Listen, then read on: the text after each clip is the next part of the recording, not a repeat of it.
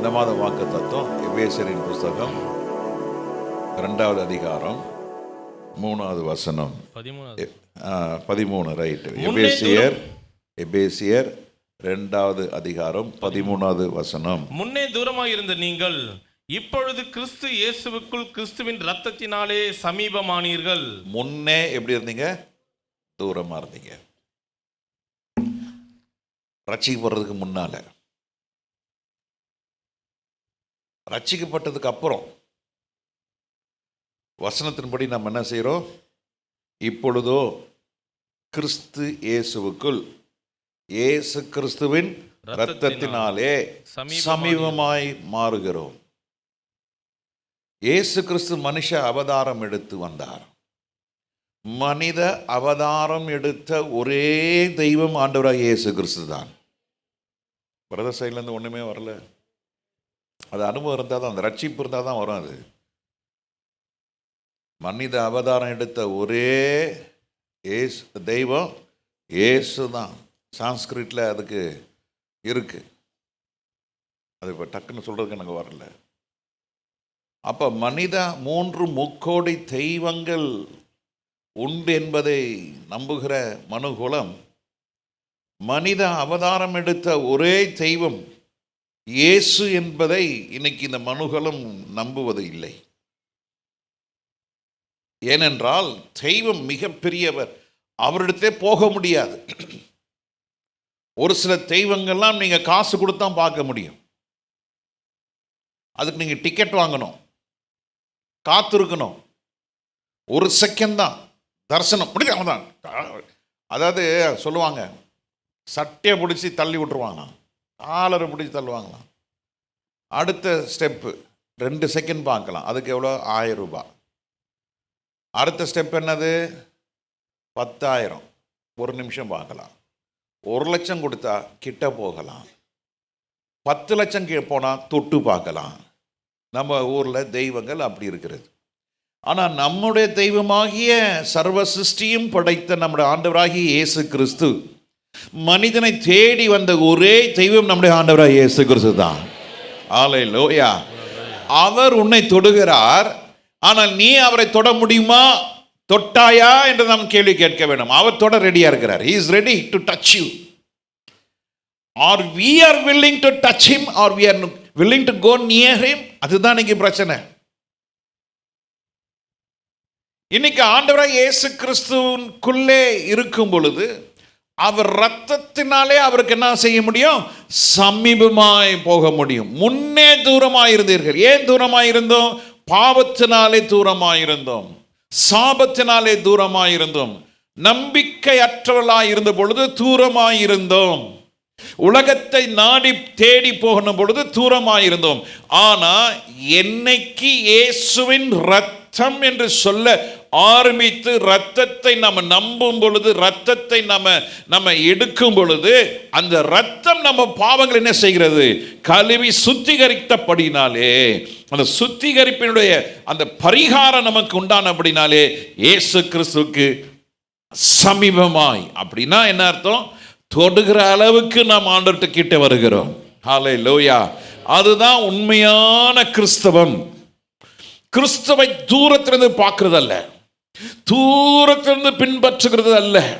சீஷர்கள் ஆண்டவராகிய இயேசு கிறிஸ்து பாடுகளுக்கு அவர் அடிக்கப்படும் பொழுது அவர் அடிக்கப்படுகிறார். சீஷர்களும் என்ன செஞ்சாங்க? தூரத்திலிருந்து பார்த்து கொண்டிருந்தார்கள். They were far and they were noticing what's happening. என்ன நடக்கிறது என்பதை, இயேசு கிறிஸ்துவுக்கு என்ன நடந்து கொண்டிருக்கிறதை அவர்கள் என்ன செய்தார்களாம்? தூரத்திலிருந்து பார்த்து கொண்டிருந்தார்கள். அன்னைக்கு இயேசு கிறிஸ்து ரத்தம் சிந்தப்படவில்லை. அந்த ரத்தத்தினால அவங்களுக்கு ஒரு திட்டம் இருக்குது என்பதை சீஷர்கள் அறிந்து கொள்ளவில்லை. ஆனால் நடந்தது என்ன?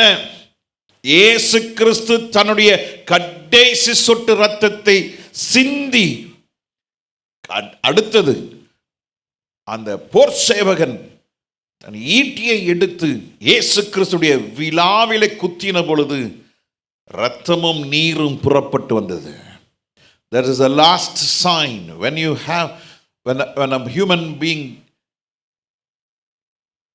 Gets over bleeding. கடைசியாக அவனுக்கு வரக்கூடியது என்னது? நீர். ரத்தமும் நீரும் கலந்து வரும். நீர் வந்து கொண்டே இருக்காது. முதல்ல வர்றது என்னது? ரத்தம் தான் வந்துட்டு இருக்கும்.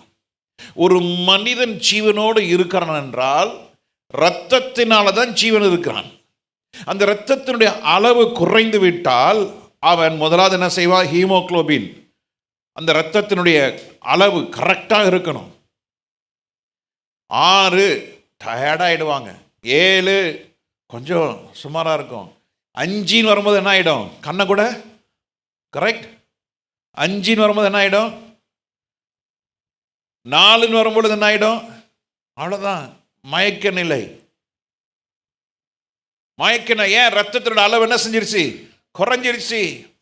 ஒரு மனிதன் ஜீவனோடு இருக்கிறதுக்கு காரணம் அவனுக்குள்ள ஓடிக்கொண்டிருக்கிற ரத்தம். அந்த ரத்தம் பழுதில்லாத ரத்தமா இருந்தால் நோய் இல்லாம இருக்கலாம். ரத்தம் பழுதாகிவிட்டால் நோய்கள் உள்ளே வந்து விடும். ஆனால் இயேசு கிறிஸ்துக்குள்ளே இருந்த ரத்தம் பழுதில்லாத ரத்தம், பரிசுத்த ரத்தம். புருஷன் அறியாத இரத்தத்தினாலே பரிசுத்த ஆவியானவராலே அவர் உற்பத்தியாகி அவர் பிறந்ததினாலே அவருடைய இரத்தத்திலே பரிசுத்தம் இருக்கிறது. அந்த இரத்தம் கடைசி சொட்டு ரத்தம் வரைக்கும் அது கல்வாரி சிலுவையிலே சிந்தப்பட்டபடியினாலே எல்லாம் முடிதென்று சொல்லி கர்த்தர் ஜீவனை விட்டார். அவர் ஜீவ அதிபதியாய் இருந்தபடினாலே, ஜீவ கிறிஸ்துவாய் இருக்கிறபடினாலே, அவர் தீர்க்கதரிசிகள் உரைத்தபடி அவர் 3ஆம் நாள் என்ன செய்தார்? உயிர் தெழுந்தார். ஹல்லேலூயா, ஹல்லேலூயா. அவருக்குள்ள ரத்தம் இல்லை, இந்த கடைசி சொட்டு ரத்தமும் சிந்தப்பட்டது. அந்த 3ஆவது நாள் அதிகாலை வேளையிலே எப்படி அவ்வளவு ரத்தம் ஒரு மனிதனுக்குள்ளே வர முடியும்? என்னைக்காவது யோசித்து பார்த்தீங்களா? எல்லா ரத்தமும் நீங்க போயிற்று. He shed the last drop of blood in the cross when he rose on the 3rd day. How a man can receive about a gallon of blood? ஒரு கேலன் என்பது 5 லிட்டர், ரைட்? ஒரு மனுஷ சரீரத்தில் ஏறத்தால் 5 லிட்டர் 5.5 ஒரு gallon, that is 5.5 liters of blood. எங்கிருந்து வந்தது? Where does the blood came from? இப்பொழுது தோமா நிற்கிறான். ஆண்டவரே, உம்மை நான் தொட்டால் ஒழிய நான் உம்மை விசுவாசிக்க மாட்டேன். புட்டின அறைக்குள்ள நுழைந்த ஆண்டவராகிய இயேசு கிறிஸ்து, he was in spirit. இதற்கு மரிப்பதற்கு முன்பதாக, before Jesus died, he never been in spirit. ஆனால் பேதுரு, யோவான், யாக்கோபுக்கு மேலே போய் என்ன செஞ்சார்? தன்னை மறுரூபப்படுத்தி காட்டினார். அந்த மகிமையை ஆண்டவர் வெளிப்படுத்தினார். That's different. ஆனா இங்க பூட்டின அறைக்குள்ளே நுழைந்த இயேசு கிறிஸ்து, அது ஆவியினது. என்னை தொடாதீர்கள் என்று இயேசு சொன்னார். Don't touch me. நான் இன்னும் பரலோகத்துக்கு போல. Don't touch me. Where do அந்த 5 லிட்டர் ரத்தம் வந்தது? அதுதான் பரிசுத்தமான தேவ ரத்தம். அந்த ரத்தம் ரட்சிக்கப்பட்டவனுக்குள்ள அது ஓட ஆரம்பிச்சிச்சுன்னா அந்த ரத்தத்தினாலே நாம் தேவன்கிட்ட நெருங்க முடியும். ஹல்லேலூயா, ஹல்லேலூயா. அவருடைய ரத்தம் என் சரீரத்துக்குள்ளே ஓட ஆரம்பிச்சிச்சுன்னா அப்போ அப்பா ரத்தம் யாருக்குள்ளே இருக்கும்? சொல்லுங்கள், அப்பா ரத்தம் யாருக்குள்ளே இருக்கும்? மகன்கிட்ட இருக்கும். அம்மா ரத்தம் யார்கிட்ட இருக்கும்? பிள்ளைங்கிட்ட இருக்கும். அப்போ ரத்த சம்பந்தமான உறவு ஏற்படும். ஹல்லேலூயா. அவங்க சொல்லுவாங்க, என் தம்பிங்க. அப்படியாங்க, உங்கள் தம்பினா கூட பிறந்தான்? இல்லைங்க. அப்போ உங்கள் தம்பினா? இல்லை, உறவுப்படி தம்பி. எப்படிங்க உறவுப்படி தம்பினா சொல்லுவாங்க, அப்படியே சொல்லுவாங்க, நமக்கே தலை சுற்றிடும். எங்கள் மச்சினிச்சி இருக்காங்களே, ஆமாம், எங்கள் மச்சினிச்சியுடைய சகலுடைய அவங்க மாமியாருடைய அவங்க மருமகனுடைய ஒன்றுமே புரியாது, தம்பி. ஆனால் நமக்கு ஆண்டவர் எப்படி இருக்கிறாருன்னா தகப்பனாக இருக்கிறாரு. நான் எப்படி இருக்கிறேன்? அவருக்கு பிள்ளையாக இருக்கிறேன். எப்படிங்க அது எப்படிங்க நடக்கும்? அதாங்க, அவர் ரத்தத்தால் நான் மீட்கப்பட்டேன், அவர் ரத்தத்தால் கழுவப்பட்டேன், அவர் ரத்தம் எனக்குள்ள ஓடிட்டு இருக்கு, அந்த ரத்தத்தினால நான் பரிசுத்தமாக்கப்பட்டிருக்கிறேன், அந்த ரத்தத்தினாலே நான் தூரமாய் இருந்தேன், இப்பொழுதோ இயேசுவின் ரத்தத்தினாலே நான் சமீபமாய் இருக்கிறேன். ஹல்லேலூயா. அவருடைய பிரசன்னத்தில் சமீபமாக இருக்கிறவர்களுக்கு தான் எக்கால சத்தம் கேட்கும். எல்லாருக்கும் கேட்காது. மறுரூபம் அடைய போகிறோம், எல்லாரும் மறுரூபம் அடைய போகிறது கிடையாது. இன்னைக்கு ஃபர்தராக அதை வாசிப்போம். எபிரேயரின் புஸ்தகம் 10வது அதிகாரம் 19வது வசனத்தை வாசிக்கும் பொழுது, எபிரேயர் 10வது அதிகாரம் 19வது வசனம், ஆகையால் சகோதரரே பரிசுத்த ஸ்தலத்தில் பிரவேசிப்பதற்கு இயேசுவானவர் தமது மாம்சமாகிய திரையின் வழியாக புதிதும் ஜீவனுமான மார்க்கத்தை நமக்கு உண்டு பண்ணினபடியால், புதிய ஜீவ மார்க்கத்தை நமக்கு உண்டு பண்ணினபடியினாலே, அந்த மார்க்கத்தின் வழியாக பிரவேசிப்பதற்கு அவருடைய இரத்தத்தினால் நமக்கு தைரியம் உண்டாயிருக்கிறபடியினாலே, அவருடைய இரத்தத்தினாலே நமக்கு தைரியம் உண்டாகிறபடினாலே. ஹல்லேலூயா, ஹல்லேலூயா. கர்த்தர் நல்லவர். ஆமென். சில நேரங்களிலே என்னை பார்ப்பதற்கு சிலர் வருவார்கள். அன்னைக்கு ஒருத்தர் வந்திருந்தார், ரொம்ப நல்லவர், அநியாயத்துக்கு நல்லவர், ஐயாவை பார்க்கணும் வந்தார். யாருன்னே தெரியாது என்கிட்ட ரொம்ப நேரம் பேசியிருந்தார். இந்த ஊர்லேருந்து வந்திருக்கிறேன், பக்கத்தில் சர்ச் எங்கன்னு கேட்டேன். அப்போ எங்கள் சர்ச்சை காட்டினாங்க, நான் வந்தேன். ரொம்ப நல்ல மனுஷன், வயசானவர், ரட்சிக்கப்பட்டிருக்காரு, பயங்கர படித்த மனுஷன். அவருடைய ஆங்கிலம் ரொம்ப நல்லா என்ஜாய். அவர் பிள்ளைங்க மொத்தம் 5 பிள்ளைங்க, 5 பிள்ளைங்களும் வெளிநாட்டில் இருக்காங்க. இங்கே டீச்சர்ஸ் காலனில் வீடு வச்சுருக்கிறாரு. வருஷத்துக்கு 1 மாதம் தான் தங்குவார். மீதி 11 மாதமாக பிள்ளைங்கிட்ட இருப்பார். மனைவி இறந்து போச்சு. அப்போது நம்ம யூடியூப்பை பார்த்துருக்குறாரு. அப்போது என்கிட்ட வந்து பேசிட்டு, நான் அவருக்காக ரொம்ப நல்ல ஜெபம் பண்ணேன். அந்த ஜெபத்தில் ரொம்ப ரெஸ்பாண்ட் பண்ணார், அழுதார், தேவ வார்த்தையை கேட்டு அழுதார். வயசானவன். அப்போது என்னோடய மூத்த சகோதரனாக நினைத்து நாங்கள் படிக்கட்டு கீழே வந்திருந்தோம். பார்த்தா அவருடைய ஷூ வெளியே, கேட் வெளியே இருக்குது. என்னென்ன ஷூவை எங்கே கழட்டி போட்டுறீங்க? ஆமாம், சர்ச்சில். நான் அமெரிக்கா போனாலும் நான் ஷூவை காரில் வச்சுட்டு கார்லேருந்து நான் சர்ச்சுக்கு வெறும் கால் தான் நடப்பேன். என்னென்ன இது, எங்கே போனாலும் பாஸ்டர் குளிரும். சில இடத்துலலாம் நியூசிலாண்ட்லாம் பார்த்திங்கன்னா 0 டிகிரி இருக்கும். ஆனாலும் I never put on shoe in the church. ஆண்டவர் இருக்கார்ல, அந்த பயம் பாருங்க, அப்படிலாம் இருக்காங்க. ஆனால் நம்ம எப்படிங்க, நமக்கு பயம் குறைஞ்சி போய் துணிகரம் வந்துருச்சு. எங்கள் பெரிய அண்ணன், எனக்கும் எங்கள் பெரிய அண்ணனுக்கு 23 வயசு வித்தியாசம். எங்கள் அப்பாட்ட நேரம் முகமுகமாக பேச மாட்டார். எதாவது வேணும்னா எங்கள் அம்மாட்ட போய் சொல்வார். எங்கள் அம்மா அது சந்தர்ப்பத்தெல்லாம் பார்த்து எங்கள் அப்பாட்ட போய் இந்த மாதிரி பெரியவன் கேட்குறான், அவனை வர சொல்லு, அவ்வளோதான், வேற ஒன்றும் பேச மாட்டாங்க. எங்கள் அண்ணன், அப்பா என்ன 4 பிள்ளைக்கு தகப்பேன்,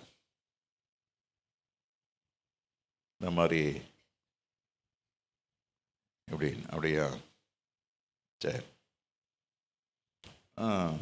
வாங்கிக்கோ, சரி, அவ்வளோதான். என் கதையா, என் கதை சொல்லுவா, எப்படி இது மாதிரி செய்யலாம், யாரை கேட்டு செஞ்சீங்க, யார் உங்களை இப்படி செய்ய சொன்னது? டேய், என்னை பார்த்து ஒருத்தனும் எதிர்த்து பேசுகிற நீ என்ன? நான் உங்களை எதிர்த்து பேசுகிறேன், மனசில் இருக்கிறது சொல்கிறேன். இல்லை, நீ என்னை எதிர்த்து பேசுகிற. இல்லை. அப்போ தான் எங்கள் அம்மா சொன்னாங்க, டேய், உங்கள் அப்பா கிட்ட நாங்களே பேசுகிறதில்ல, 5 பிள்ளைங்க யாரும் போகிறது, நீ என்னடா? அதில் என்ன தப்பு இருக்குது? அன்பில் பேசுகிறேன். அதுக்கப்புறம் எங்கள் அப்பா தோல் மேலே கையை போட்டு அவர் சொன்னார், என் மகன் ரொம்ப வீராதி வீரன், யாருக்கும் பயப்பட மாட்டான், ரொம்ப அப்படி இப்படின்னு பயங்கரமாக ப்ரைஸ் பண்ண ஆரம்பிச்சிட்டார். இப்போ கம்பெனியில் பார்த்தீங்கன்னா மாதம் கொடுங்கினாலே ரவுடி பசங்க. எங்கள் அப்பா நானும் பேசிகிட்டு இருக்கோம். ஒரு நாலு பாருங்க லுங்கி கட்டிங்கன்னா, அண்ணா வணக்கம்ண்ணா. என்னப்பா? சரி, ரைட், ஓகே. யாருப்பா? இவன் தான் பாரு, அவன் அந்த 2 கொலை பண்ணவன் இவன். விட்றா, அதான் நம்ம சொல்கிறது செய்வானுங்கப்பா. இவங்களாம் வீராதி வீரன்டாங்க. முதல்ல தட்டிட்டு போயிடுவார். அந்த என்கரேஜ் பண்ணுறாரு பாருங்க எங்கள் தகப்பன், இந்த என்கரேஜ் பண்ணுறாரு பாருங்க, அதில் நமக்கு என்ன உண்டாகுது? ஒரு உற்சாகம், ஒரு பெரிய வல்லமை. தகப்பங்கிட்ட நீங்கள் தைரியமாக போங்க, துணிகரமாக போகாதீங்க. சொல்லுங்கள், அது எப்படி போகணும்? தைரியமாக போகணும், துணிகரமாக போகக்கூடாது. துணிகரமாக ஆண்டுகிட்ட போனால் இந்த பிரதான ஆசாரியன், பழைய ஏற்பாட்டு பைபிளை வாசித்தவங்களுக்கு தான் தெரியும், இப்போல்லாம் வாசிக்கிறது கிடையாதுல்ல. அதனால் உங்களுக்கு கதை மாதிரி சொல்கிறேன். பிரதான ஆசாரியன் மகா பரிசுத்தலத்துக்கு வருஷத்துக்கு எத்தனை முறை போவாங்க? சொல்லுங்கள், யூத் சொல்லுங்கள். 2 முறையா 3 முறையா? தெரியாது.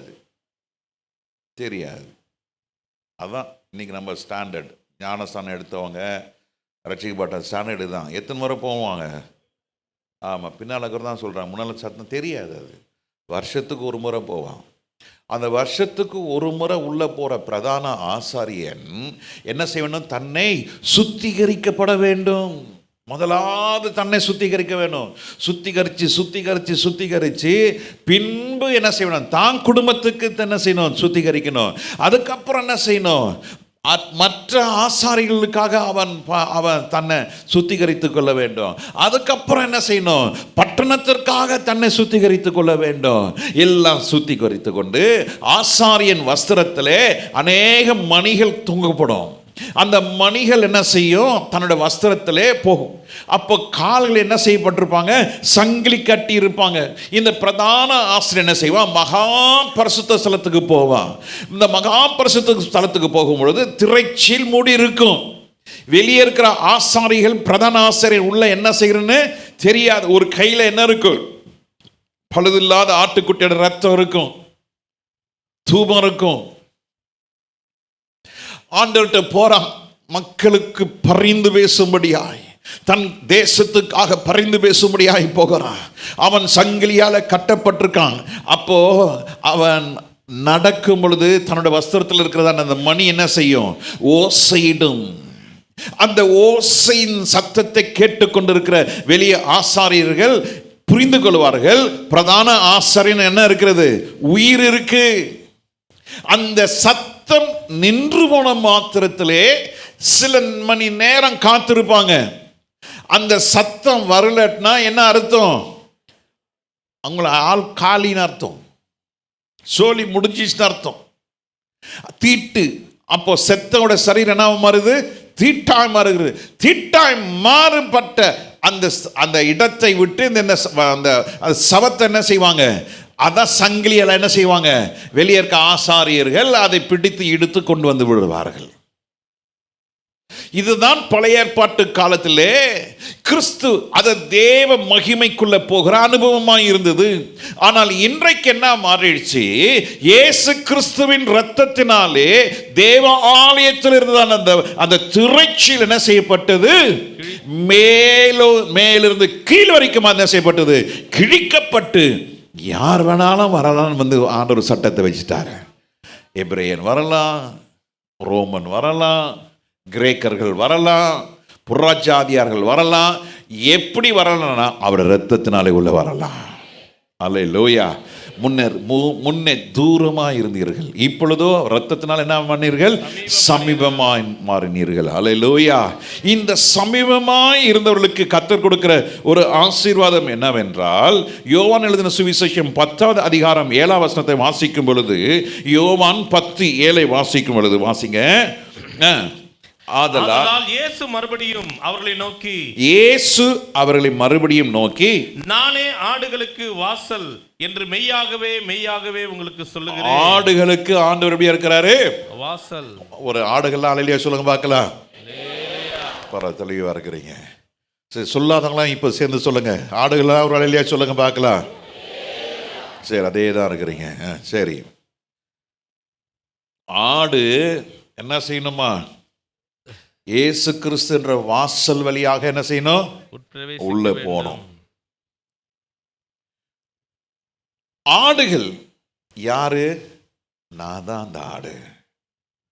சொல்ல முடியுமா? Then Jesus said unto them again, Verily, verily I say unto you, I am the door of the sheep. I am the door of the sheep.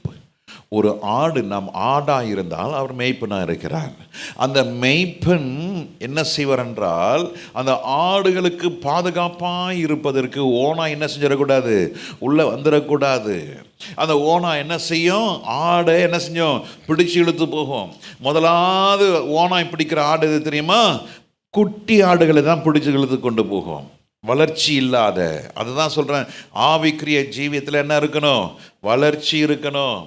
வளர்ச்சி இல்லைன்னு சொன்னாக்கா, நான் சொன்னல, ஒரு பிள்ளை 15 வயசு ஆகியும் என்ன இல்லை, வளர்ச்சியே இல்லை. அது அப்படியே ஃபீடிங் பாட்டில் வச்சு பால் குடிச்சிட்டே இருக்கும். பாவம், பரதாமல் இருக்கும். எலி வந்து கடிக்குமா? எவ்வளோ வேதனை பாருங்க. வளர்ச்சி இல்லைங்க.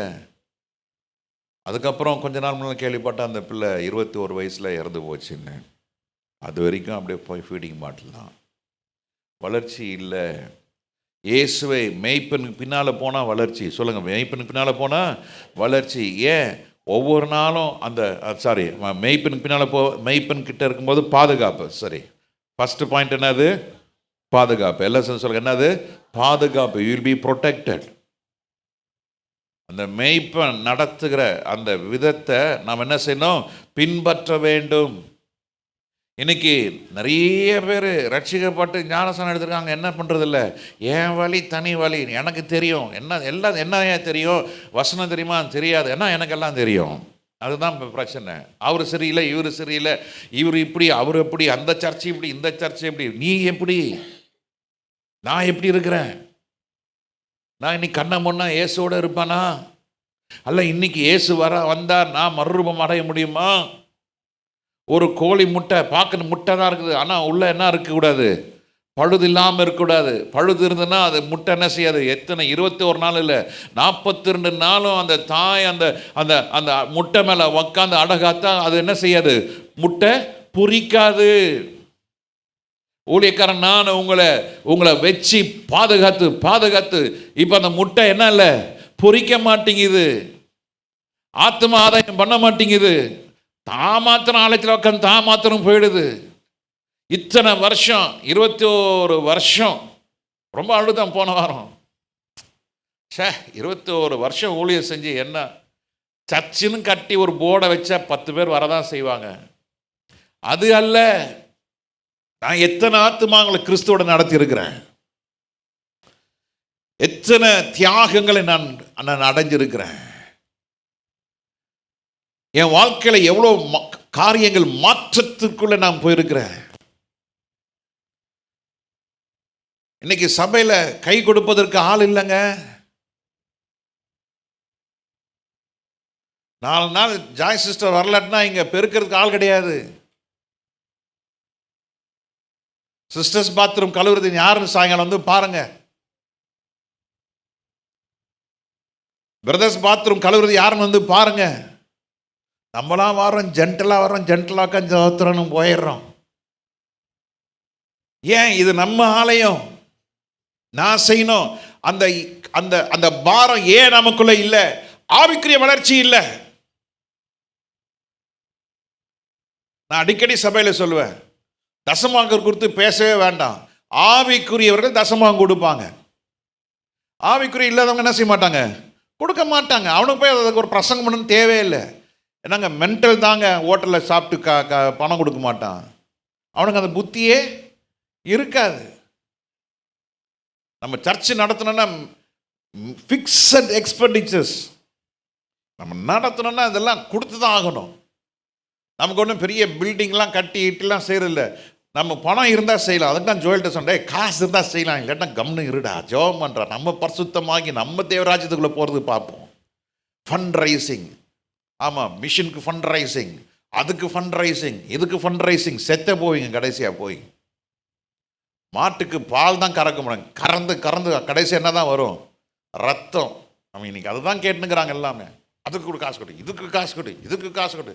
என்ன யோசிக்கிறாங்க, விக்டர் பாஸ் சர்ச்சில் இவ்வளோ பெரிய சர்ச்சு, அவருக்கு எப்படி 5 லட்சம் வருமானு கேட்குறாங்க. அடா பாவிகளா, மாதம் 5 லட்சம் ரூபா. இதுதாங்க மனுஷன் தோற்றம். ஒரு மீட்டிங் வச்சா அவ்வளோ காசு கொடு, இவ்வளோ காசு கொடு, இவ்வளோ கொடு, அவ்வளோ கொடு, கொடுத்து பழகிட்டோம். கேட்டுனே இருக்கிறாங்க, குடு குடு குடு. இல்லைங்க, அது இல்லைங்க சத்தியம். சத்தியம் என்ன, நீ மேய்ப்பனுக்கு பின்னால் போகணும். மேய்ப்பன் உங்களை ஓநாய்களுக்குள்ள இருந்து கர்த்தர் விலக்கி காப்பா. மேய்ப்பனோட நடக்கணும்னா நம் சமீபமாக இருக்கணும். சமீபமாக இருக்கணும்னா அவர் ரத்தத்தினால் தான் சமீபமாக மாற முடியும். நீ மேய்ப்பனுக்கு பின்னால் தூரமாக இருந்தன வை, அப்போ ஓனா என்ன செய்யும், படக்குன்னு ஒன்று இழுத்துட்டு போயிடும். அதனால தான் ஆவிக்குரிய வளர்ச்சி இல்லை, ஆத்மா பாரம் இல்லை, ஜபம் இல்லை, வேத வாசிப்பு இல்லை, அபிஷேகத்தில் நிரம்பி ஜபம் பண்ணுறது இல்லை. ஒரு அல்லேலூயா சொல்லணும், அதில் பவர் இல்லாத ஒரு அல்லேலூயா. ஒரு ஆமீன் சொல்லுங்க, பவரே கிடையாது. எப்படி நம்ம மறுரூபமாக போகிறோம், கொஞ்சம் சிந்திங்க. மேய்ப்பன் கிட்ட போனோம், என்ன செய்யணும், மரியாள் கிட்ட போனா, மார்த்தாள் தூரமா இருந்தா. மரியாள் பேசினாலா, மார்த்தாள் பேசினாலா? மார்த்தா தான் பேசினா. மரியாள் என்ன செஞ்சிட்டு இருந்தா, கண்ணீர் விட்டு ஆண்டோட பாதத்தில் முத்தம் செய்து கொண்டிருந்தா. அவள் பேசுறதுக்கு எதுவுமே இல்லை. She was so happy to be in the path of Jesus. She was enjoying the feet of Jesus. அவ சந்தோஷப்பட்டு கலை கூர்ந்தா.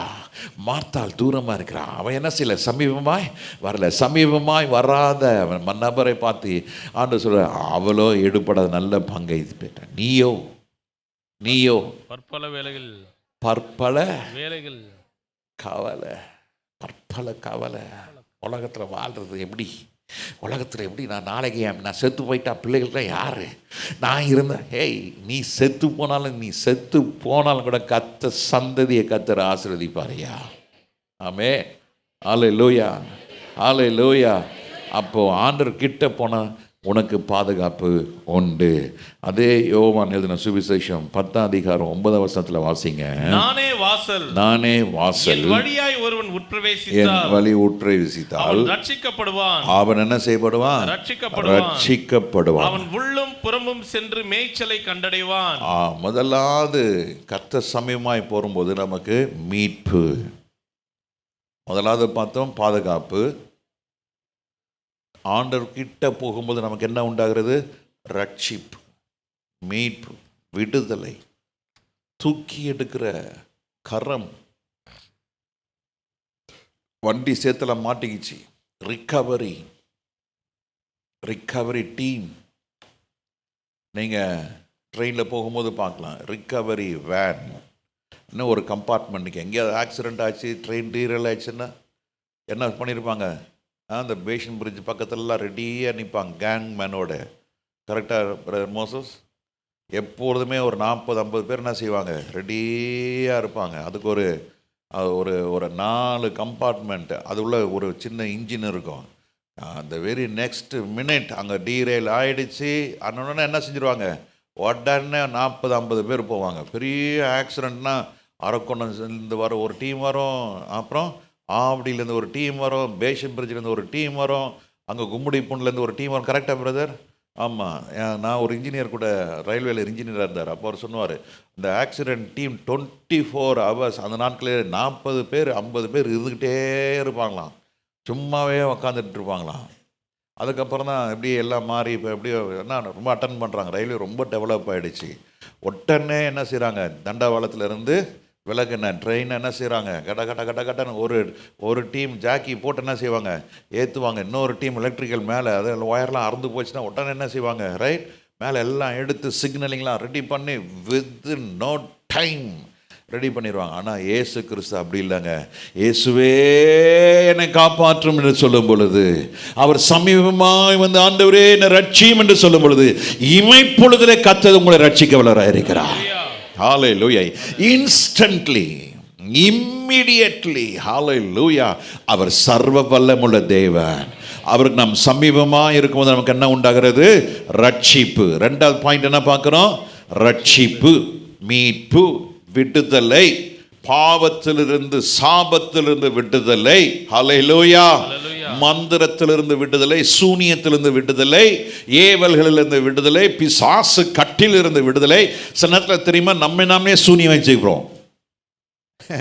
சூனியக்காரன்ட்ட போய் தான் சூனியம் வைக்கணும்னு அவசியம் இல்லை, நீங்களே சூனியம் வச்சுக்கிறது. அது எப்படி, ஆணுகிட்ட போகிறது கிடையாது, ஜெபம் பண்ணுறது கிடையாது, வேத வாசிக்கிறது கிடையாது.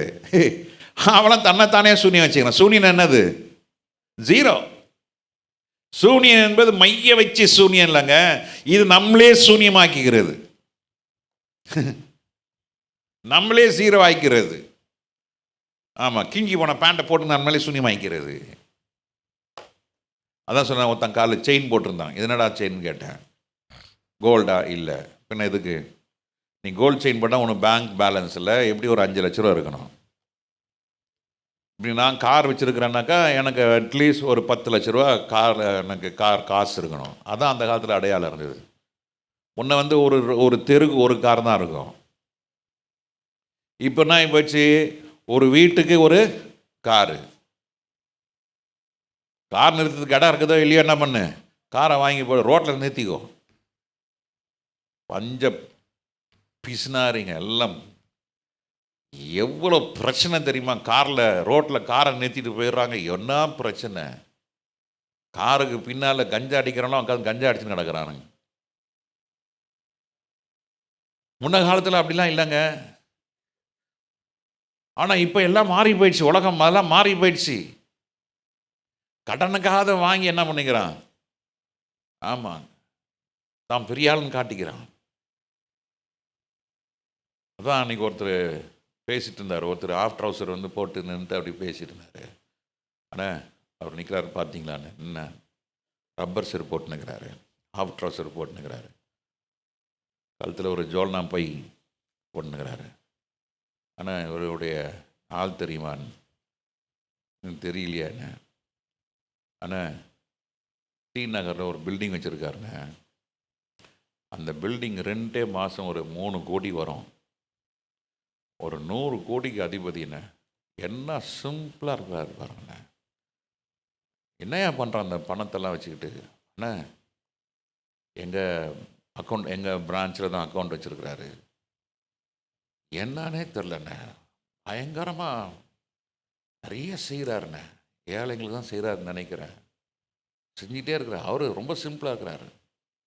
அப்புறம் பேங்க் மேனேஜர் இன்ட்ரடியூஸ் பண்ணார், பேசினார் அவர்கிட்ட. ரொம்ப சாதாரணமாக இருக்காருங்க. ஒன்றுமே தன்னை யாருன்னு கூட அவர் சொல்லிக்கல, சாதாரண பேசுகிறார்.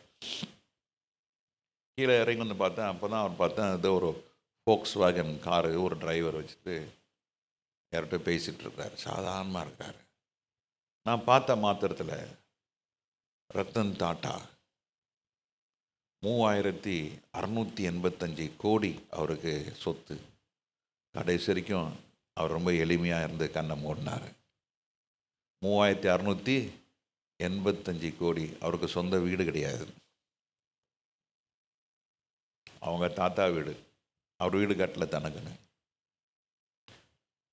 அவருக்குன்னு கார் கிடையாது, தெரியுமா உங்களுக்கு? உலகத்துக்கே காரு செஞ்சு எக்ஸ்போர்ட் பண்ணுறாங்க. அவருக்குன்னா இல்லை காரு, அவருக்குன்னு கார் இல்லை. கம்பெனி அவர் கார் கொடுத்துருந்தது, அவர் தாம் பேரில் கார் இல்லை. எளிமை.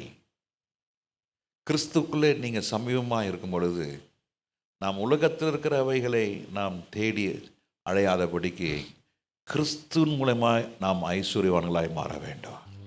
சொல்லுங்கள், எப்படிங்க? கிறிஸ்துவின் மூலமாய் ஐஸ்வர்யம். அப்போ விடுதலை, சாபத்திலிருந்து விடுதலை, பாவத்திலிருந்து விடுதலை, இச்சையிலிருந்து விடுதலை, உலக ஆசையிலிருந்து விடுதலை.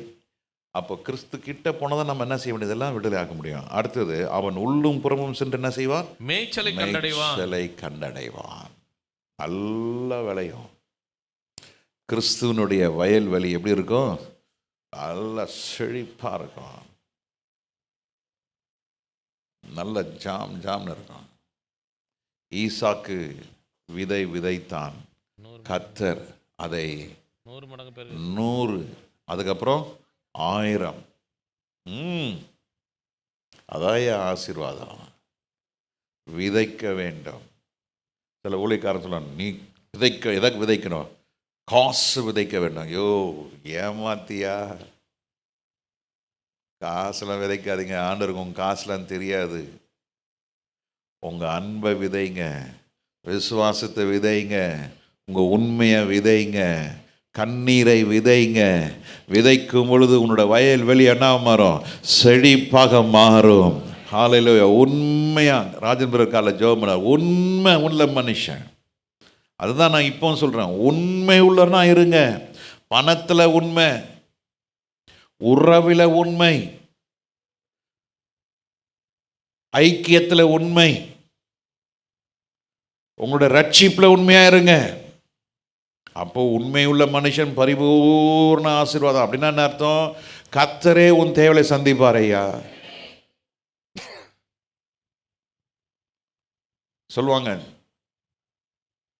அதாவது அந்த நாட்களெல்லாம் கரண்ட் ரொம்ப எப்போ போகணும்னு தெரியாது. போயிடுச்சுன்னா 2 நாள் வராது. அந்த நாட்களில் சொல்லுவாங்க, அந்த சீஃப் மினிஸ்டருக்கு 800 பவர் ஸ்டேஷன்லேருந்து என்னவா டைரக்டாக லிங்க் இருக்குமா அப்படின்னு சொல்லுவாங்க. அது உண்மையாக பொய்யான்னு தெரில. எப்போதும் கரண்ட் இருக்கும், ஜென்ரேட்டர்லாம் இருக்காது, எப்போதும் கரண்ட் இருக்கும். ஏன்? Direct link. எங்கே கரண்ட் போனாலும் அங்கே என்ன செய்யாது? கரண்ட் போகாது. அப்போ நான் சொல்கிறேன், நீங்கள் இயேசுவின் ரத்தத்தால் கழுவப்பட்டு கிறிஸ்துவோட சமீபமாக இருக்கும் பொழுது உங்களுடைய வயல்வெளியில் யாருமே பிரவேசிக்க முடியாது. கர்த்தரே உங்கள் தோட்டத்தை வேலையடைத்து அவரே விளைய செய்கிற தேவன். அவரே விளைய செய்கிற தேவன். பிரதர் சந்தோஷமா இல்லையா? என்ன ஒன்றும் புரியலையா? அதான் சப்ஜெக்ட் புரிஞ்சாதானே? சப்ஜெக்ட் புரியல. கர்த்தரே வெளியே செய்வார். ஹல்லேலூயா. உன் தோட்டம் வேலையடிக்கப்பட்ட தோட்டம். நீ உள்ளும் புறம்பும் சென்று நீ மேய்ச்சலை கண்டடைவாய். காரணம் என்ன? You are so close with Jesus. இயேசுவோடு சமீபம். ஆமென். அந்த மேய்ச்சலை கண்டடைந்த ஆடு எப்படி தெரியுமா இருக்கும்? ஆடு தலை தூக்கும் போது ஆடு அந்த கிராமத்துக்கு போது ஊழியத்துக்கு போகும்போது அந்த ஆடுகளுக்கு என்ன செய்வான்னா கழுத்தில் அந்த மணி கட்டியிருப்பாங்க. அது அப்படி பார்க்கும்போது அந்த மணி அப்படி பார்க்கும்போது பக்கத்தில் சொன்னானே ஃப்ரை போட்ட அப்படின்னா இருக்கும்னு. டே கொண்டு போடணே சொன்னார்ரா, சூப்பர் ஆடுனே, போட்டால் பிரியாணி சும்மா செம்மையாக இருக்கணும்டா. டே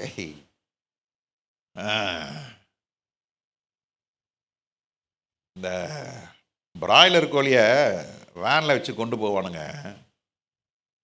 இந்த பிராய்லர் கோழியை பாருங்களேன், வேனில் போனாலும் கூட என்ன பண்ணின்னு இருக்கோம்? தூங்கினே இருக்கும். இந்த நாட்டுக்கோழிகள் என்ன செய்வாங்கன்னா காலை கட்டி தூக்கி பஸ்ஸு மேலே போட்டுருவாங்க. நாங்கள் கிராம ஒளி போகிறப்பதெல்லாம் பார்ப்போம். இப்போ தான் உங்களுக்கு அந்த பாக்கியம் கிடையாது. கிராமத்தில் என்ன பண்ணுவாங்க, 3 கோழி 4 கோழி என்ன செய்வாங்க, கட்டி போட்டு பஸ் மேலே போட்டுருவாங்க. இந்த கோழிங்க என்ன செய்யும் தெரியுமா? பஸ்ஸில் போகும்போது ஆடை தலை தூக்கி பார்க்குங்க அப்படி. சும்மா ஏன்? நல்ல மேய்ச்சல். நல்ல மேய்ச்சல்னால அது எப்படி இருக்கு? அருமையாக இருக்குது. நம்ம ஊர் பிராய்லர் இருக்குது பாருங்க, அது என்ன செய்யும்னா இப்படி உக்காந்துருக்கோம்.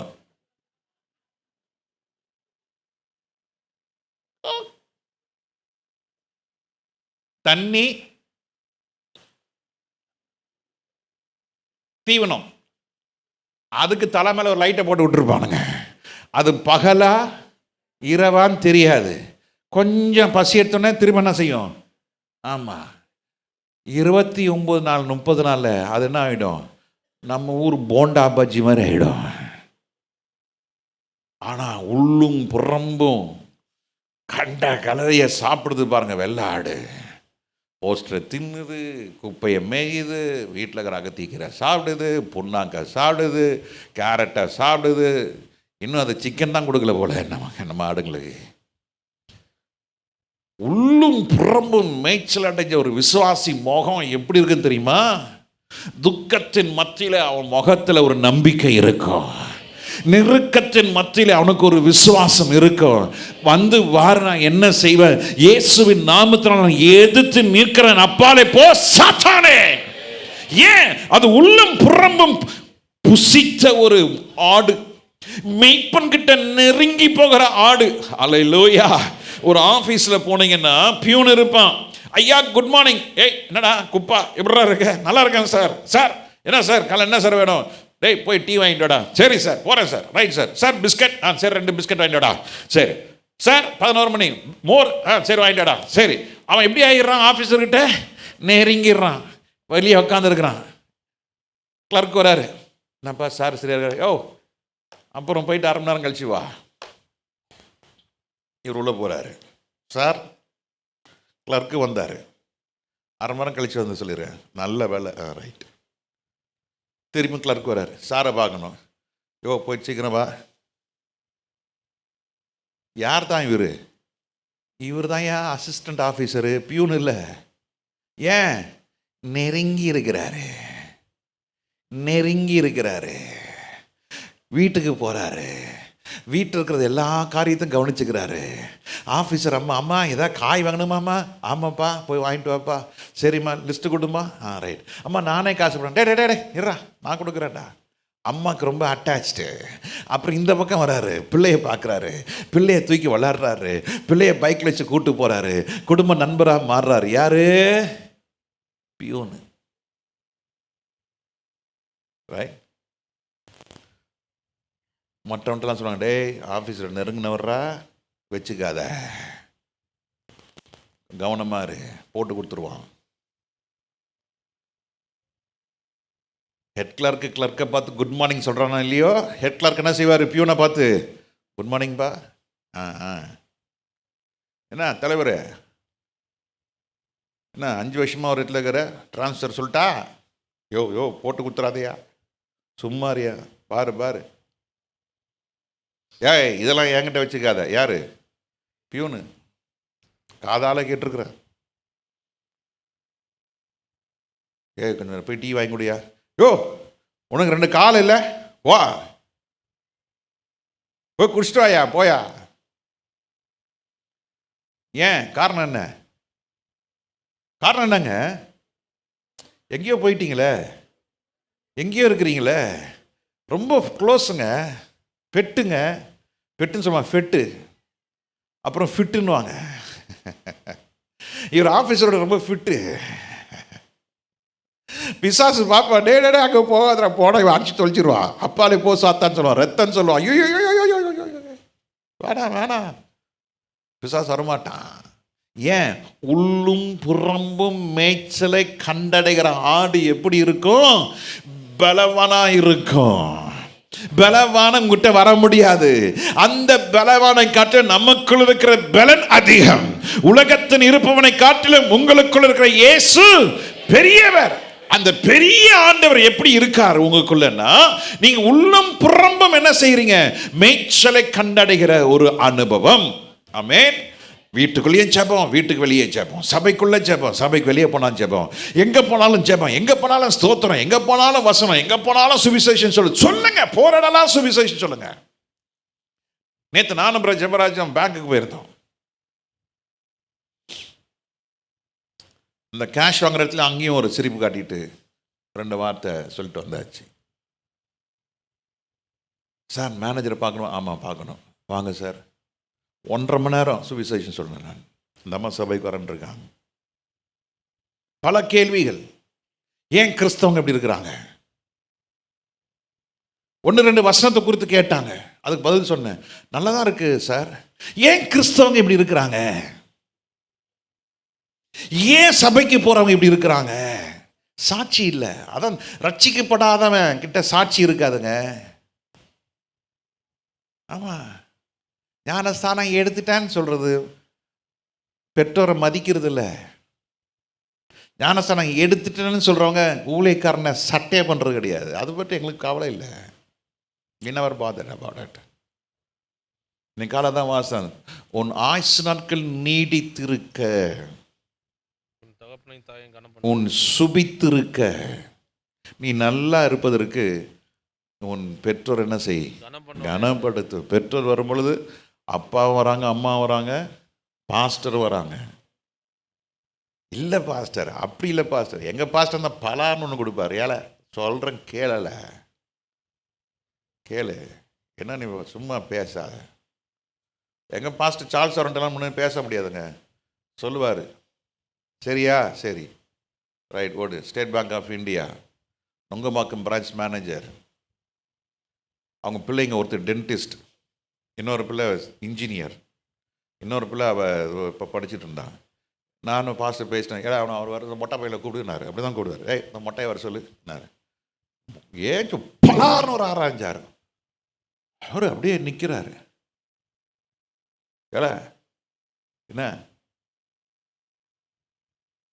வீட்டு வாடகை 2 மாதம் கொடுக்கலையா? அவன் இங்கே வந்து பேசிட்டு போகிறான்.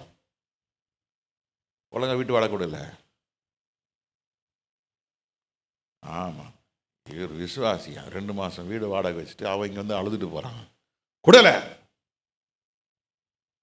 அடிச்சது தான் இன்ஸ்ட்ரக்ஷன். அப்படியே அடி வாங்கணும் தாங்க நாங்கெல்லாம்.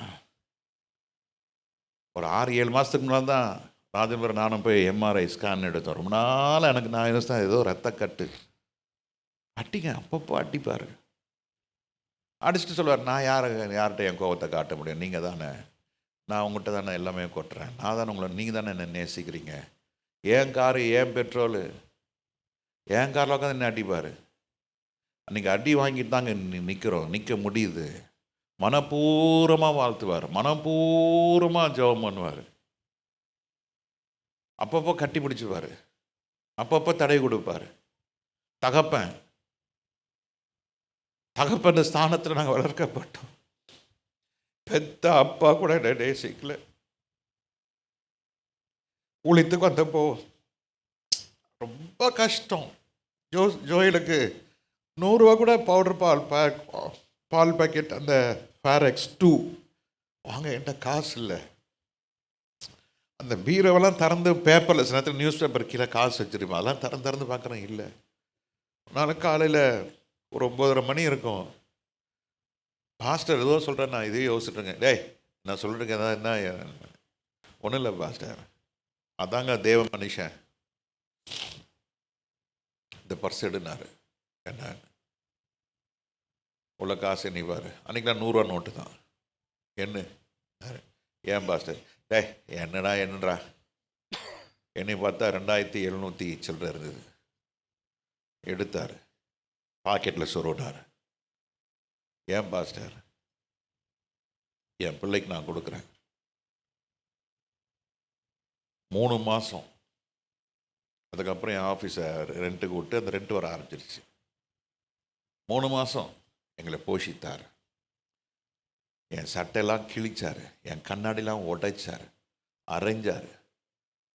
ஒரு 1000 பேருக்கு முன்னால் இதெல்லாம் பாஸ்டர் பண்ணார். ஆனாலும் எங்கள் பாஸ்டர் செஞ்ச நன்மையை நான் ஒரு நாள் மறக்க மாட்டேன். சாகரத்துக்கு கொஞ்ச நாளைக்கு முன்னால் பாஸ்டர் மோகன் எனக்கு ஃபோன் பண்ணி, அவன் ரொம்ப சீரியஸாக இருக்கான், நீங்கள் வேணா வாங்க, நீங்கள் 2 பேரும் நீங்கள் பேசிடுங்க. ஆனால் நான் சொன்னேன், பாஸ்டர் நான் ரொம்ப நேசிக்கிறேன் எங்கள் பாஸ்டரை, அவர் இருக்க மாட்டார், இறந்துருவார். அப்படியா சொல்கிறேன்? ஆமாம். நான் போனால் அங்கே ஃபேமிலி மெம்பர்ஸ்லாம் நின்றுட்டுருப்பாங்க, என்னால் தாங்க முடியாது. ஐ பிகம் இமோஷனாக மாறிடுவேன், என்னால் முடியாது பாஸ்டர் சொல்லி கரெக்டாக 3ஆம் நாள் இறந்துட்டார். பாஸ்டர்ஸ்லாம் ஃபோன் பண்ணி கூப்பிட்டாங்க வாங்கன்னு. நான் வர முடியாது. ஏன்னா நடந்த சம்பவத்தை நான் முன்னாலே பார்த்துட்டேன். இதான் நடக்க போகுது சர்ச்சில். வரல. போலீஸ் பந்தோபஸ்தோடு போலீஸ் புல்பிட்லாம் ஏறி அப்படி ஒரு சம்பவம் நடந்து போச்சு. நீங்களாம் பார்த்துருப்பீங்க. அது ஏன் தெரியாது. ஆனால் தகப்பன் ஸ்தானத்தில் நாங்கள் இருந்தோம். நிறைய ஊழியக்காரர் உருவாக்கினார். நூற்றுக்கணக்கான ஊழியக்காரர்கள். பாச செல்லதுரை, திருவள்ளுவர், எம்டி ஜெகன், ஒரு ஐயர், அவர் பேர் நன்மா ஐயர் வரோம். நான் எது நூற்றுக்கணக்கான ஊழியக்காரரை ஏற்படுத்தினார். ஆனால் அவருடைய முடிவு தெரியாது. ஆனால் நான் என்ன சொல்கிறேன், ஒரு விசுவாசி உள்ளும் புறம் என்ன செய்யணும்? மேய்ச்சல். நல்ல மேய்ச்சுங்க, நல்ல வசனம், நல்ல புல். அப்பா அம்மா என்ன சொல்கிறான்னு செய்யுங்க. பாஸ்டர் என்ன சொல்கிறாங்க அதை செய்யுங்க.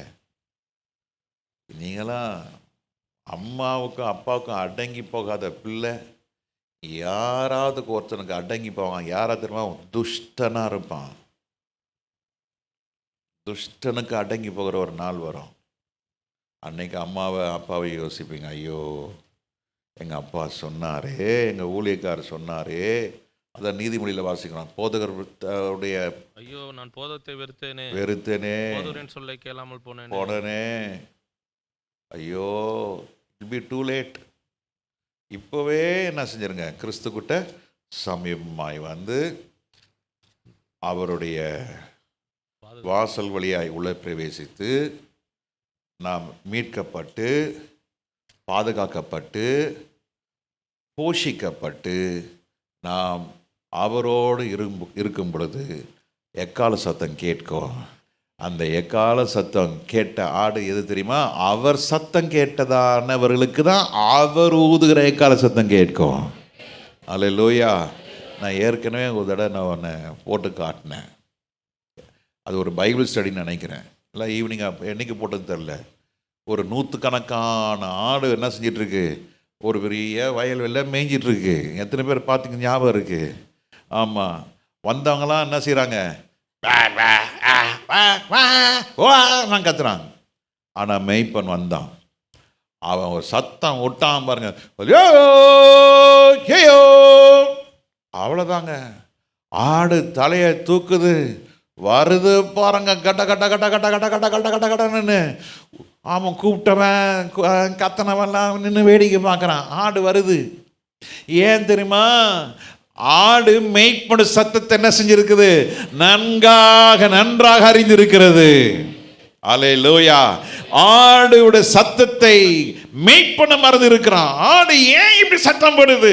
ஐயோ அதுக்கு காலில் ஏதோ புண்ணு இருக்கு போல. நல்லா இருக்கா ஆடு? நல்லா இருக்கா? இது பெண் ஆடு. கடா எப்படி கத்தும் அது நாளைக்கு சொல்லி காட்டுறேன். ஏதோ வந்துடுச்சு வேதனை.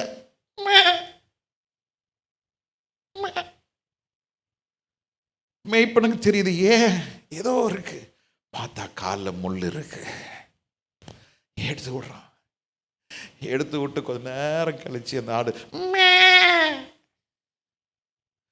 மெய்ப்பனும் ஆடின் சத்தத்தை கேட்டிருக்கிறான். ஆடு மெய்ப்பனோட சத்தத்தை கேட்டிருக்கிறது. நமக்கு ஆண்டவர் எப்படி தானே வச்சிருக்காரு? அந்த சத்தத்தை கேட்டவர்களுக்கு மாத்திரம்தான் எக்காலம் கேட்கும். அந்த எக்காலத்தை கேட்கிற அளவுக்கு மெய்ப்பன் சத்தத்தை கேட்டிருக்கிறாயோ? அவர் இரத்தத்தினாலே சமீபமாய் இருப்போமானா. When we become close through the blood of Jesus, we become the sheep and he becomes the shepherd. ஆண்டவர் நம்மை இரத்தத்தினால மீட்கப்பட்டதுனாலே நான் ஆடா இருக்கிறேன், அவர் மெய்ப்பனா இருக்கிறார். அவர் என்ன செய்கிறாரு? அவரே வாசலா இருக்கிறார். அந்த வாசல் வழியாய் பிரவேசிக்கும் பொழுது, ரத்தம் தெளிக்கப்பட்ட அந்த வாசல் உள்ள போகும் பொழுது ஆடுகளுக்கு முதலாவது கத்தர் கொடுக்கிறது மீட்பு, ரட்சிப்பு. ஹல்லேலூயா. அதுக்கப்புறம் ரெண்டாவது காரியத்தை என்ன பார்த்தோம்? ஆடுகளுக்கு என்ன கத்தர் கொடுக்கிறாரு? என்ன கொடுக்கிறாரு? பாதுகாப்பு கொடுக்கிறார், ப்ரொடெக்ஷன். நோட் பண்றீங்களா? முதலாவது என்ன உண்டாகிறது? பாதுகாப்பு. அந்த வாசல் வழியாய் போனவங்க தான் பாதுகாப்பு. பக்க வழியாய் போகிறவங்க கல்ல. பக்க வழியாய் போகிறவர்களுக்கெல்லாம் மீட்பு, விமோச்சனம், பரலோகம் கிடையாது. அழைப்பில்லாமல் ஊழியம் பண்ணுறது, அழைப்பில்லாமல் பிரசங்கம் பண்ணுறது, அழைப்பில்லாமல் எல்லாம் பார்க்குறோம்ல. ரேமா விட்டு இப்போ ஹேமா பின்னாலகிறாரு ஒருத்தர். இதெல்லாம் புரியாத வரைக்கும் நல்லது.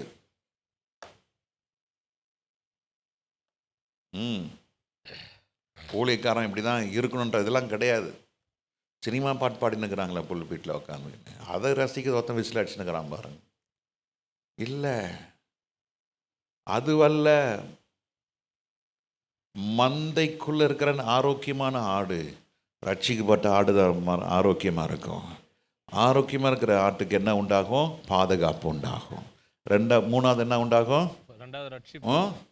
ரட்சிப்பு, பாதுகாப்பு, மேய்ச்சல், போஷிப். God will feet. சரி, இன்னும் நிறைய இருக்குது. நான் அதை அப்படியே நான் சுருக்கிட்டு வந்துடுறேன். சரியா? சரி, இப்போ 1 யோவான் 2:28 வாசிப்போம். 1 யோவான் 2:28.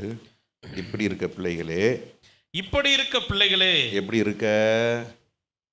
அவர் இரத்தத்தினாலே சமீபமாய் வந்து அவருடைய வாசல் வழியாய் பிரவேசித்து மீட்கப்பட்டு பாதுகாக்கப்பட்டு மேய்ச்சலை கண்டடைந்து போஷிக்கப்பட்டு இப்படி இருக்கிற பிள்ளைகளே, அவர் வெளிப்படும் பொழுது நாம் அவர் வருகையில் அவருக்கு முன்பாக வெட்கப்பட்டு போகாமல், அவர் வருகையிலே வெட்கப்பட்டு போகாமல் தைரியமுள்ளவர்களாய் இருக்கும்படிக்கு அவரில் நிலைத்திருங்கள். அவரில் என்ன செய்யணும்? நிலைத்திருக்கிறோம். And now the little children abide in him, that when he shall appear we may have confidence and not be ashamed before him at his coming. Abide in him when he appears. Be not shamed before him. அவர் வரும்பொழுது நாம் என்ன செய்யக்கூடாது? வெட்கப்பட்டு போகக்கூடாது, தலை குனிந்து போகக்கூடாது. ஒரு முறை நானும் ஒரு பிரதரும் பண்ருட்டியில் ஊழியம் செஞ்சுட்டு இருந்தோம். நாங்கள் ஊழியெல்லாம் முடிச்சுட்டு ராத்திரி 1:30 மணிக்கு நாங்கள் அவருடைய வீட்டுக்கு போகிறோம். அப்போ அவர் சொன்னார், பாஸ்டர், இங்கே தான் என்னோடய முந்திரி தோட்டம் இருக்குது, ஒரு 100 ஏக்கரில் இருக்குது பாஸ்டர், கொஞ்சம் ஜெபம் போகலாமான்னாரு. Why not brother. நாங்கள் 1:30 மணிக்கு போல் உள்ள தோட்டத்துக்குள்ளே போகிறோம். போனால் அங்கே 3 வாட்ச்மேனும் குடிச்சிட்ருக்கானுங்க.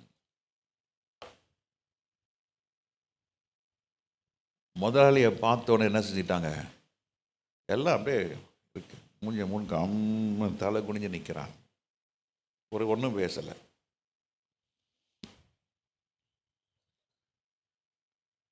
சும்மா அப்படி ஒரு 5 நிமிஷம் அப்படி நடந்தோம். அதில் ஒருத்தனால் நடக்கவே முடியல, ஃபுல் போதை. நிற்கிறான், அப்படியே தலை குனிகிறான், சாயறான். அது எனக்கு இப்போ ஞாபகம் வருது. ஆயத்தம் இல்லாதவர்கள் உலக கவலையின் மயக்கத்தால், எப்படிங்க? உலக கவலையின் மயக்கம், இந்த போதையில் இருப்பாங்க, மயக்கத்தில் இருக்கிறவங்க. கர்த்தர் எஜமான் வரும் பொழுது அவனை கர்த்தர் என்ன செய்ய முடியாது?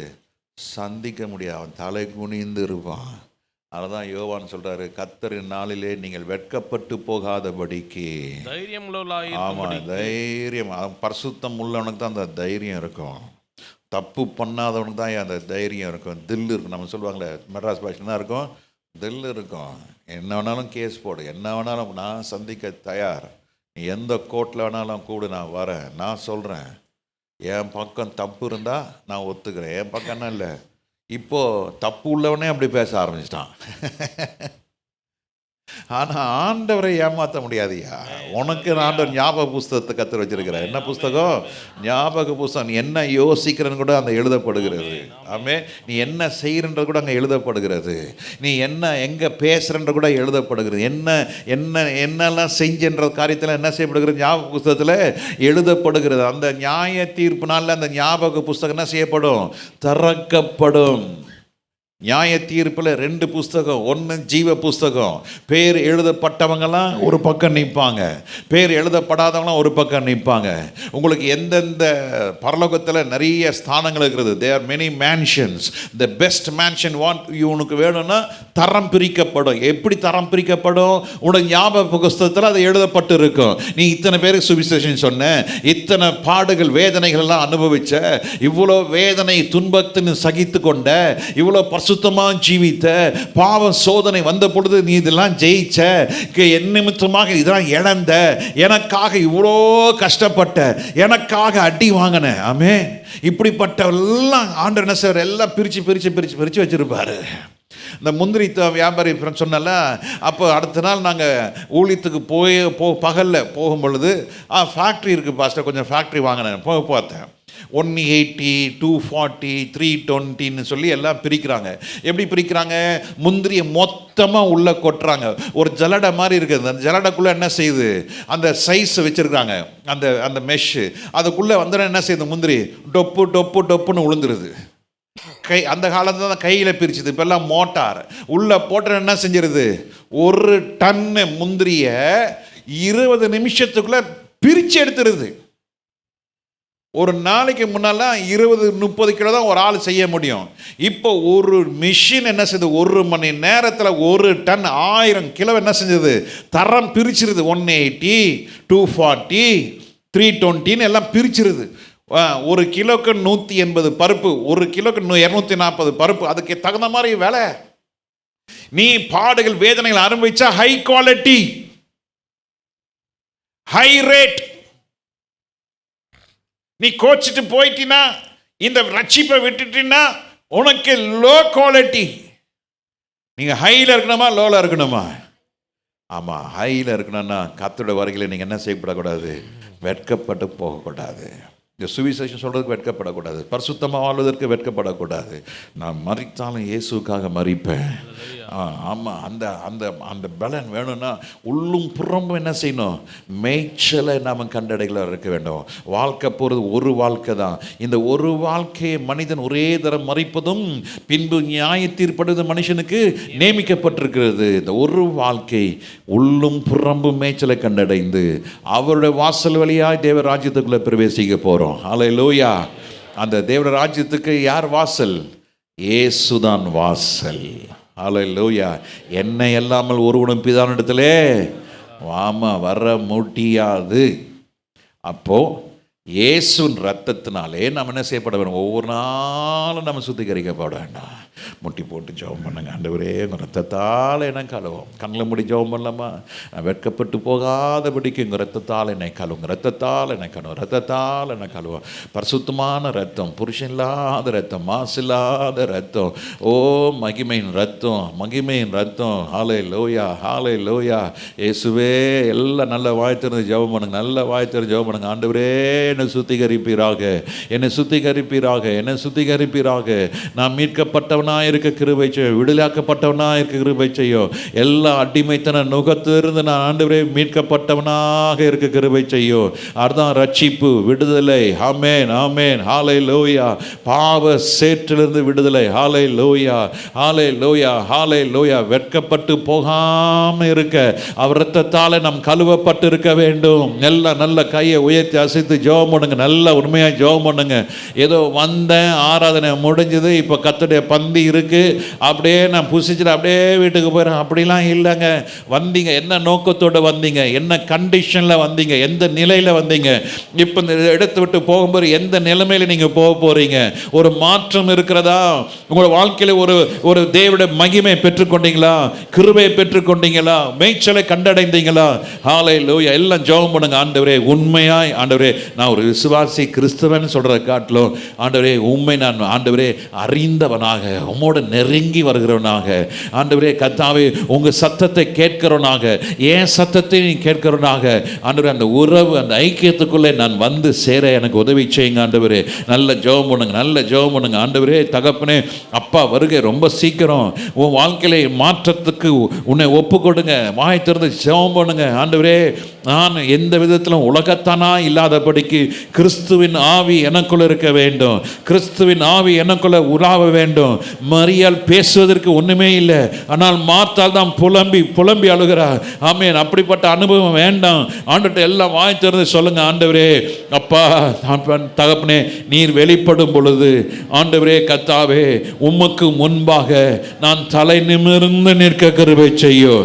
ஹல்லேலூயா. அன்னைக்கு கட்டப்பட்ட பாவம், கட்டப்பட்ட எல்லா அடிமைத்தனம் உன்னை தலை குனிய வைக்கும். தலை குனிய வைக்க போறீங்களா? தலையை நிமிர போறீங்களா? எத்தனை பேர் தலை நிமிரணும்னு ஆசைப்படுறீங்க? ஜெபம் பண்ணுங்க, கேளுங்க, ஆண்டவர்கிட்ட கேளுங்க. ஆண்டவரே நான் தலை குனிந்து என் முகத்தை மூடி ஆகான தூக்கு மரத்தில் கொண்டு போகிறாங்க. அவன் தலை முகத்தெல்லாம் என்ன செய்கிறாங்க? மூடிக்கிட்டு தூக்கு மரத்துக்கு கொண்டு போகிறாங்க. அப்படி இல்லை, போராடி போராடி ஜெயம் எடுப்பேன். ஜெபம் பண்ணி நான் பலனை பெற்றுக்கொள்ளுவேன். நான் வாசலில் கிட்ட போக மாட்டேன், வாசலுக்குள்ளே போயிடுவேன். சில பேர் கிட்ட வருவாங்க ஆனால் உள்ளே போக மாட்டாங்க. சபைக்கு வருவாங்க ஆனால் கிறிஸ்துவோட உறவு இருக்காது. அப்படி வேண்டாம், உள்ளே போயிடணும், கிறிஸ்துக்குள்ளே போயிடணும். அவருடைய சரீரத்துக்குள்ளே நான் இருக்கணும், அவர் சரீரத்துக்குள்ளே நான் இருக்கணும். சொல்லுங்கள், அவர் சரீரத்துக்குள்ளே நான் ஒரு அவயவமாக இருக்கணும். நல்ல வாய் திறந்து யூத் நல்லா ஜெபம் பண்ணுங்க, கையை கட்டாதீங்க, நல்ல கையை உயர்த்தி ஜெபம் பண்ணுங்க. நீங்கள் இந்த ஜெபிக்கிற காலத்தில் நீங்கள் ஜெபம் பண்ணிங்கன்னா, இப்போ நீங்கள் ஜெபம் பண்ணிங்கன்னா ஆண்டவருடைய கிருபை உங்கள் மேலே பெருகும். ஆண்டவருடைய கிருபை பெருகும். இயற்கைக்கு அப்பாற்பட்ட காரியங்கள் உங்கள் கர்த்தர் உங்களுக்கு செய்து முடிப்பார். ஆமென் ஆமென். நல்லா ஒப்பு கொடுங்க. எத்தனையோ வாலிப பிள்ளைங்க நிற்க எல்லாம் பார்த்துருக்க, அந்த யூடியூப் ஷார்ட்ஸுக்கு அடிமையாக இருக்கிறாங்க, செல்ஃபோனுக்கு அடிமையாக இருக்கிறாங்க. அந்த அடிமைத்தன நுகங்கள்லாம் முறிக்கப்படுவதாக, எல்லாம் ஜெபம் பண்ணுங்க, நல்ல ஜெபம் பண்ணுங்க. ஆண்டவரே தகப்பனே மீட்கப்பட்டவனாக, விடுதலையாக்கப்பட்டவனாக, ரட்சிக்கப்பட்டவனாக, மனம் திரும்பினவனாக ஆண்டவரே நான் உம்முடைய பாதுகாப்புக்குள்ள இருக்கிறேன். ஆண்டவரே ஹல்லேலூயா. பாதுகாப்புக்குள்ள இருக்க வேண்டும். நல்லா சொல்லுங்க, பாதுகாப்புக்குள்ள இருக்க வேண்டும். பாதுகாக்கப்பட்டவனுக்கு தான் நல்ல மேய்ச்சல் கிடைக்கும். அவன் உள்ளும் புறம்பும் என்ன செய்வான்? மேய்ச்சலை கண்டடைவான். அந்த மேய்ச்சலை கண்டடைவன் தான் கர்த்தருடைய நாளிலே வெட்கப்படாதவனாக அவன் தலையை உயர்த்தி கர்த்தரை மகிமையை பார்ப்பான். கர்த்தர் உங்க தலையை உயர பண்ணுவாராக. கர்த்தர் உங்க தலையை உயர பண்ணுவாராக. கர்த்தர் அதனாலே உங்களுக்கு ஜெய சத்தத்தை கேட்க பண்ணுவாராக. கரலை தட்டி ஆண்டவருடைய ரட்சிப்பை களி கூறுங்க. ஆமென் ஆமென் ஆமென் ஆமென்.